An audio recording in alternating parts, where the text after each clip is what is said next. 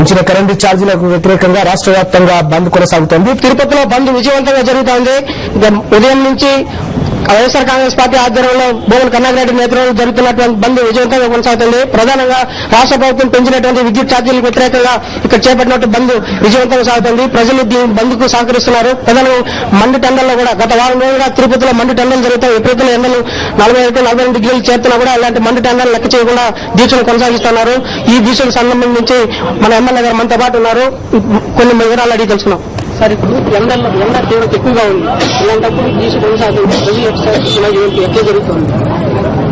ఈ ఎండల బాధ కంటే కూడా కిరణ్ కుమార్ రెడ్డి ప్రభుత్వం ప్రజల మీద మోపినటువంటి భారం మరింత తీవ్రంగా ఉంది. ప్రజల నెత్తిన పిడుగుపాట్లు వేస్తున్నాడు కిరణ్ కుమార్ రెడ్డి.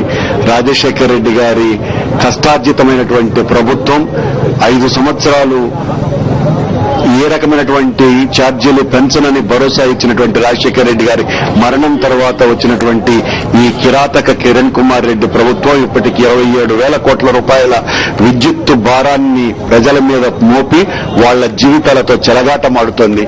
ఒక్క విద్యుత్తు విషయంలోనే కాకుండా ఈ ప్రభుత్వం ఏ ఒక్క వర్గాన్ని కూడా సంతృప్తికరంగా ఉంచనివ్వకుండా వాళ్లందరి జీవితాలతోనూ కూడా ఏ రకమైనటువంటి సుఖ సంతోషాలు లేకుండా పరిపాలిస్తుంది.